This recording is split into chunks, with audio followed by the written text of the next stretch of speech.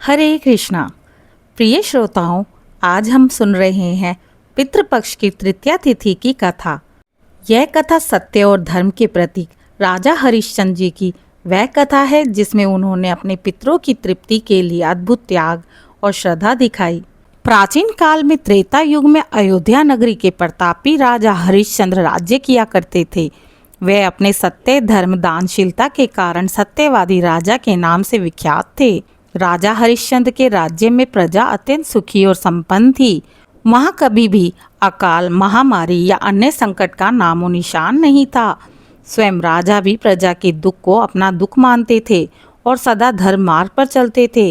एक बार वर्ष का यह विशेष समय आया जिसे हम पितृपक्ष कहते हैं।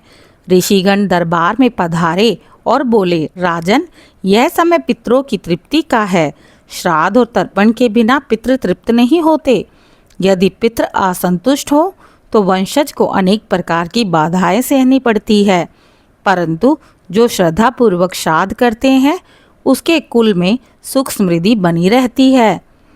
राजा हरिश्चंद्र जी ने विनम्रता से कहा, ऋषिवर, मैं अपने पितरों का ऋणी हूँ। कृपया बताइए श्राद्ध किस प्रकार किया जाए जिससे वे प्रसन्न हो। ऋषियों ने कहा, हे राजन, पितरों को तृप्त करने के लिए अन्न, जल, तिल और कुश का तर्पण किया जाता है। ब्राह्मणों को भोजन करवाया जाता है और दान देकर उनके आशीर्वाद लिए जाते हैं।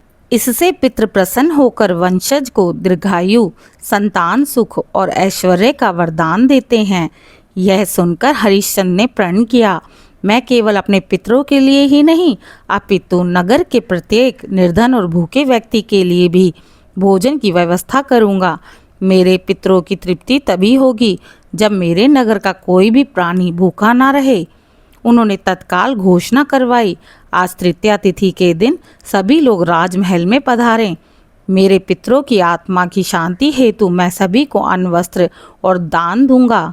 निर्धारित दिन राजा ने स्नान करके शुद्ध वस्त्र धारण किए। उन्होंने यज्ञ अग्नि प्रज्वलित की, कुश और तिल से तर्पण किया, पिंडदान किया और ब्राह्मणों को आमंत्रित करके भोजन करवाया। केवल ब्राह्मण ही नहीं अपितु साधु, संत, निर्धन, अनाथ, पशु पक्षी सभी को अन्न और जल अर्पित किया।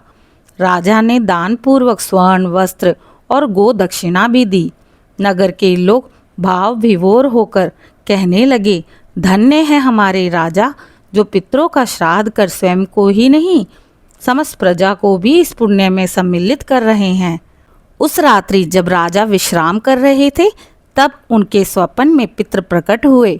वे प्रसन्न मुख होकर बोले, पुत्र हरिश्चंद्र, तुम्हारी सत्यनिष्ठा और श्रद्धा ने हमें अत्यंत तृप्त किया है। तुम्हारे द्वारा कराया गया यह श्राद्ध हम तक पहुंच गया है और हम सब संतुष्ट हैं। हम तुम्हें आशीर्वाद देते हैं कि तुम्हारे वंश में कभी अभाव ना रहे। तुम्हारी कीर्ति तीनों लोक में गाई जाएगी। तुम्हें लोक और परलोक दोनों में यश, सुख और मोक्ष प्राप्त होगा। यह सुनकर राजा हरिश्चंद्र भाव विभोर हो उठे और बोले, हे पितरों, मेरे जीवन का यही परम लक्ष्य है कि आप तृप्त और प्रसन्न रहें। श्रोताओं, इस प्रकार श्रद्धा और सत्य के साथ किया गया श्राद्ध सबसे श्रेष्ठ माना गया है। राजा हरिश्चंद्र ने केवल विधि विधान ही नहीं बल्कि दान, सेवा और त्याग से भी अपने पितरों को तृप्त किया।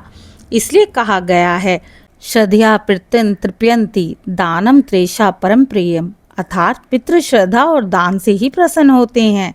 अतः पितृपक्ष की तृतीया तिथि पर यदि मनुष्य श्रद्धा और सच्चे मन से श्राद्ध करे, ब्राह्मणों व निर्धनों को भोजन करवाए, पितरों का स्मरण करे तो उसे अपार पुण्य और पितरों का आशीर्वाद प्राप्त होता है। ओम पितृदेवताभ्य नमः। आशा करती हूँ आज की तृतीय तिथि की कथा आपको पसंद आई होगी। श्रद्धा व्यक्त करने के लिए आपके अपने चैनल दिशा स्पिरिचुअल को लाइक, शेयर, सब्सक्राइब अवश्य करें।